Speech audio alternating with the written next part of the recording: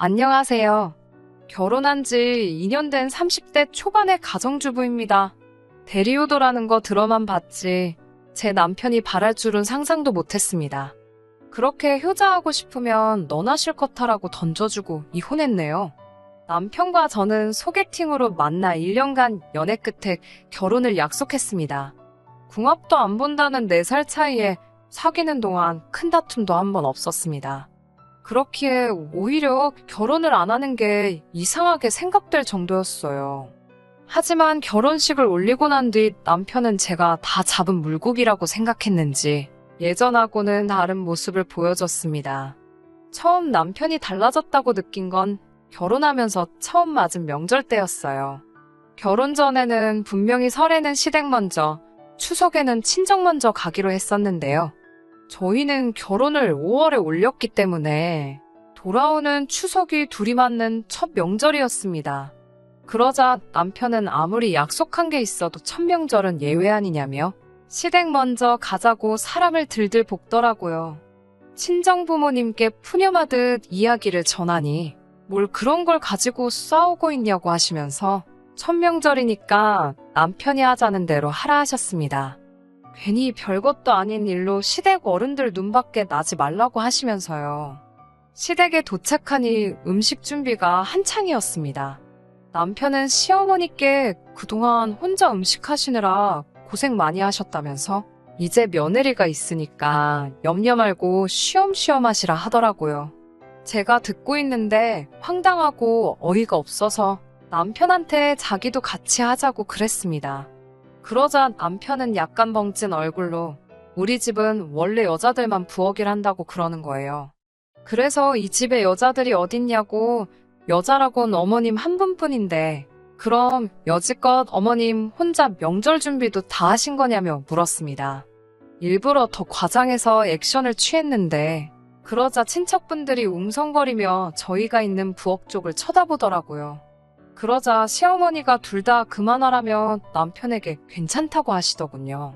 저는 시어머니께 무슨 말씀이시냐고 남편 말대로 이제 며느리도 왔고 아들도 왔는데 방에 가서 좀 쉬시라고 했습니다.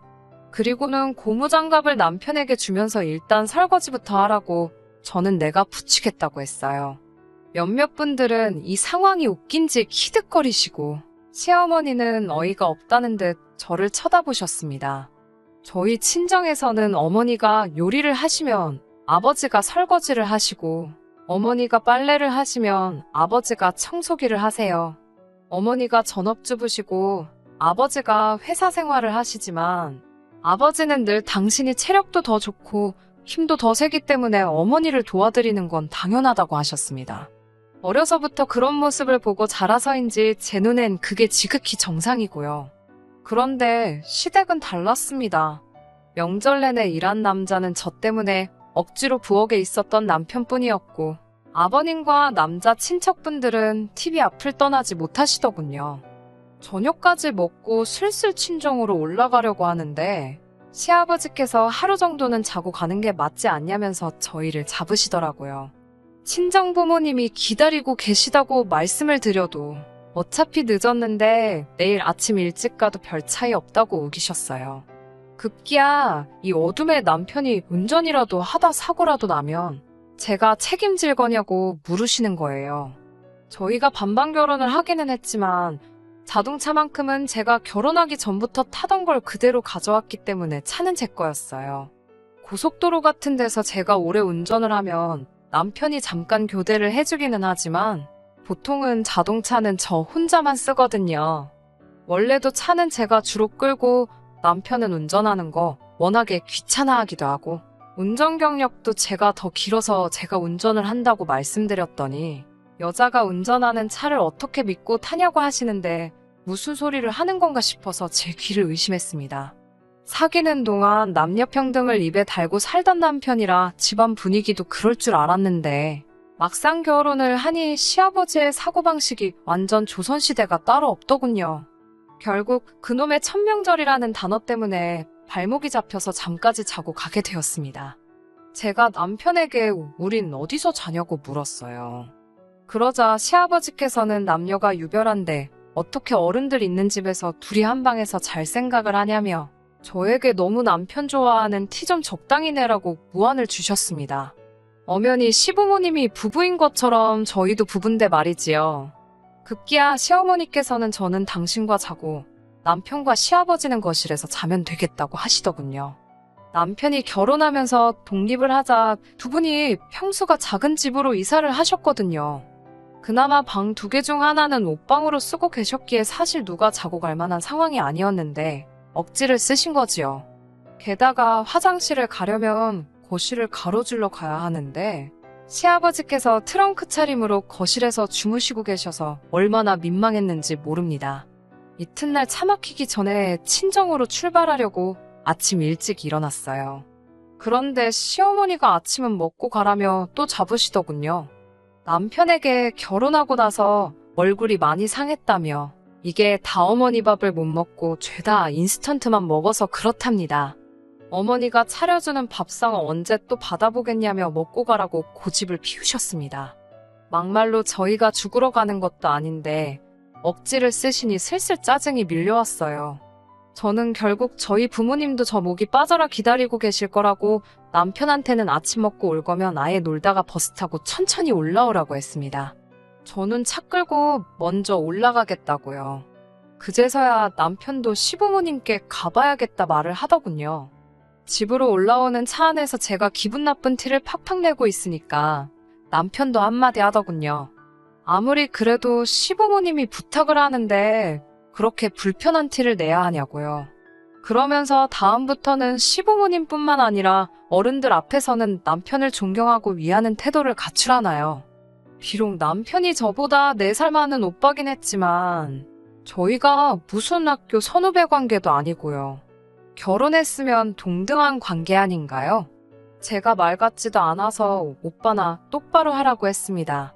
약속을 어기고 시댁에 갔으면 미안한 줄이나 알지 뭘 그렇게 기세등등하냐고요. 그렇게 저희는 처음으로 부부싸움이라는 걸 하게 되었습니다. 서로 한마디도 없다가 친정에 도착할 무렵 제가 남편에게 얼굴 좀 피라고 했습니다. 그런데 남편은 제 말을 귓등으로도 들은 척을 안 하더군요. 저희 부모님 앞에서 어찌나 툴툴거리고 다니던지 정말 7살 먹은 애도 아니고 한 대 쥐어박아주고 싶었습니다. 영문을 모르는 저희 부모님은 남편이 워낙에 기분 나쁜 표정으로 와 있으니 사위 눈치를 보고 계셨어요. 저는 남편에게 그따위로 행동할 거면 다시 시댁으로 가라고 했습니다. 그 후로는 남편에게 단 한마디도 걸지 않았고요. 친정 부모님도 저희가 싸웠다는 걸 아시고는 억지로 화해시키려 드시지는 않으셨어요. 부부싸움은 집에 가서 하라며 밥 먹었으면 얼른 가라고 하시더군요. 제가 남편에게 가자는 소리도 안 하고 먼저 밖으로 나가자 쫄래쫄래 따라오긴 하더라고요. 저는 차에 올라타자마자 남편한테 지금 뭐 하자는 거냐고 우리 부모님한테 당장 가서 사과하지 않으면 내년 명절부터는 시댁에 안 간다고 울음장을 놨습니다. 남편은 어이없다는 듯 절 쳐다보더니 네 마음대로 하라더군요. 아마 그때는 제가 괜히 아무 말이나 한다고 생각했겠지요. 하지만 전 그때 굳게 마음을 먹었습니다. 남편이 진심으로 저와 저희 부모님께 사과하지 않으면 저도 시댁에 일절 연락도 방문도 하지 않기로요. 부부싸움은 칼로 물베기라고 했지만 제 마음속의 앙금은 쉽게 가시질 않았습니다. 그리고 시간이 흘러 설이 돌아왔어요. 설이 되기 일주일 전부터 남편 혼자 난리가 났더군요. 시아버지는 족발을 좋아하시고 시어머니는 월남쌈을 좋아하신다며 그걸 사갈 거냐 만들어 갈 거냐. 그래도 며느리 되고서 처음 맞는 설인데 직접 만들어가는 게 보기 좋지 않겠냐며 북치고 장구치고 호들갑이더군요. 저는 애시당초 아무것도 할 생각이 없었기 때문에 대답하는 척만 하고 적당히 호응만 해주고 있었습니다. 명절 하루 전날 제가 남편보다 한두 시간 정도 일찍 퇴근을 했어요. 징검다리 휴일까지 하면 거의 5일 가깝게 쉬는 거였어요. 친정 부모님께 전화해서 내일 내려갈 건데 혼자 갈 거니까 사위 먹인다고 뭐 준비하실 필요 없다고 하니 그래도 남편하고 같이 와야지 왜 혼자 오냐고 하시더군요. 나는 우리 집으로 그 사람은 그 사람 집으로 각자 가야 될 곳으로 갈 거라고 하니 친정 부모님은 저희가 그렇게 합의를 했는 줄 아셨나 봐요. 그러면 우리 딸 오면 오랜만에 같이 산이나 갔다 올까라며 즐거워하시는데 동네 뒷산 가는 것만도 저렇게 기대를 하시니 그동안 자주 찾아뵙지 못해 죄송한 마음이 들었습니다. 사실 가깝다면 가까운 거리인데 직장 생활하랴 살림하랴 그러다 보니 자주는 못 가게 되더라고요. 얼마 지나지 않아 남편이 집에 왔어요. 남편은 차 막히기 전에 내려가야 되니까 새벽 5시쯤 출발하자고 그러더군요. 그러면서 음식은 어딨냐고 묻길래 뭔 야밤에 음식이냐고 잘 시간인데 배가 고프냐고 물었습니다. 남편이 무슨 생각으로 꺼낸 말인지 진작에 말뜻을 알아들었지만 일부러 모르는 척 했어요. 남편은 아무것도 준비를 안 했냐며 어이없단 식의 제스처를 취하더군요. 우리 부모님께 죄송하다고 했냐니까 무슨 이야기인지 기억도 못 하더군요. 작년에 내가 한 말 생각 안 나냐고 사과 안 하면 시댁에 안 가겠다고 하지 않았냐 하니까 지금 장난치는 거냐며 얼굴이 험악해지더군요.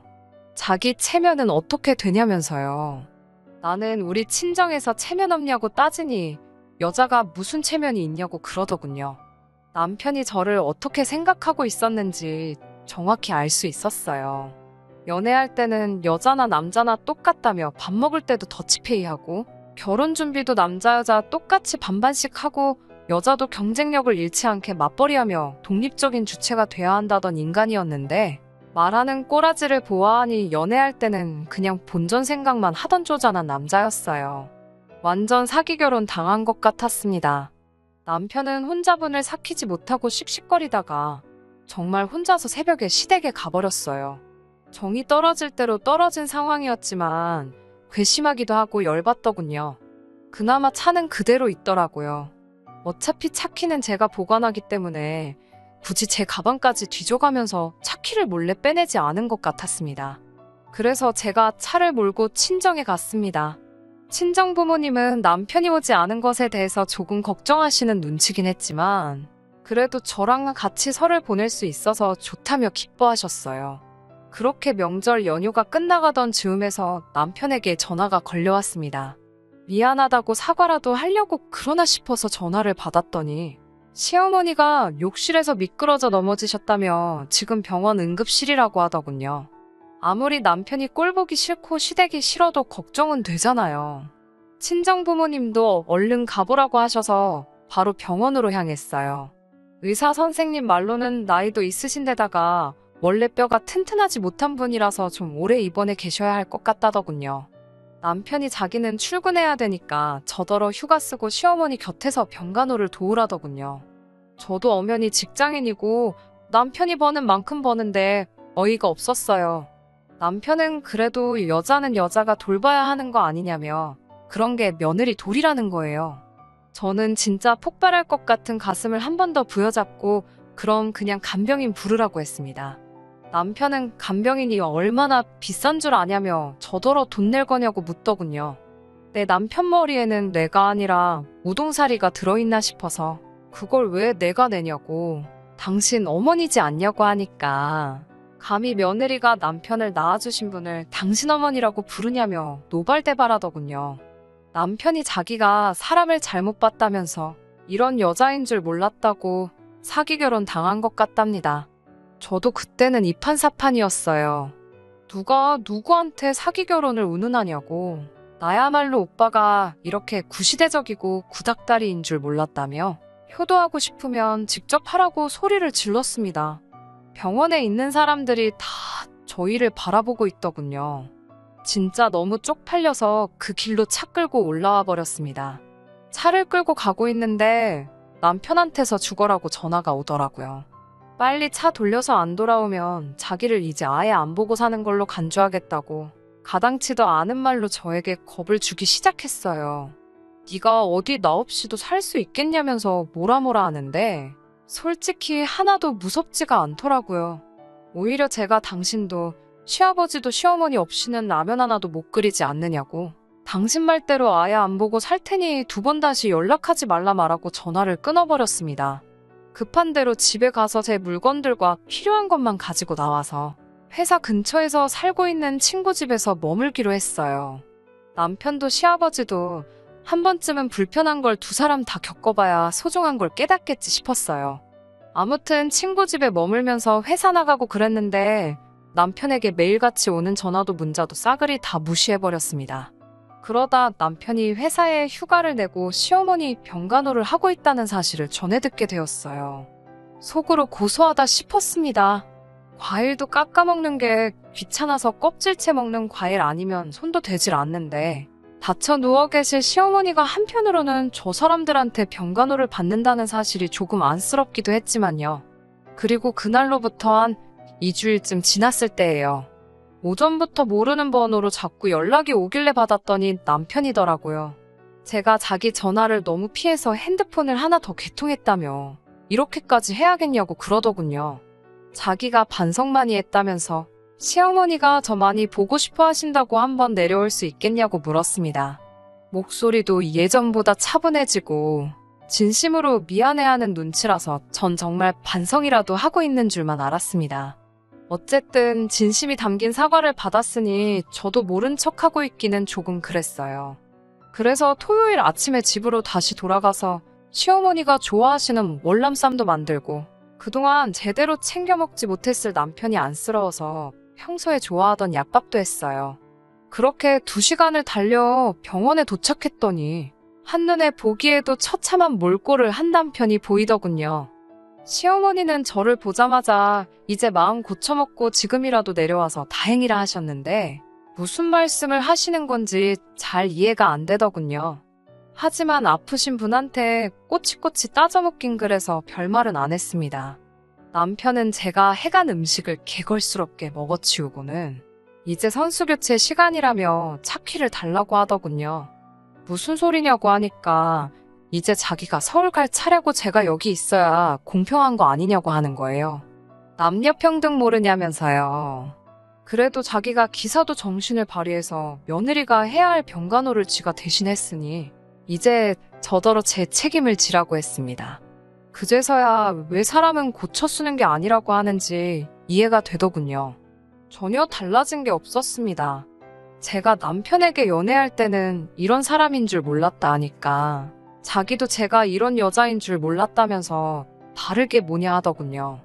옆에 있던 시어머니께서 다른 입원한 사람들은 딸이나 며느리가 와서 병수발 들어준다며 그게 너무 부럽다 그러셨다는 거예요.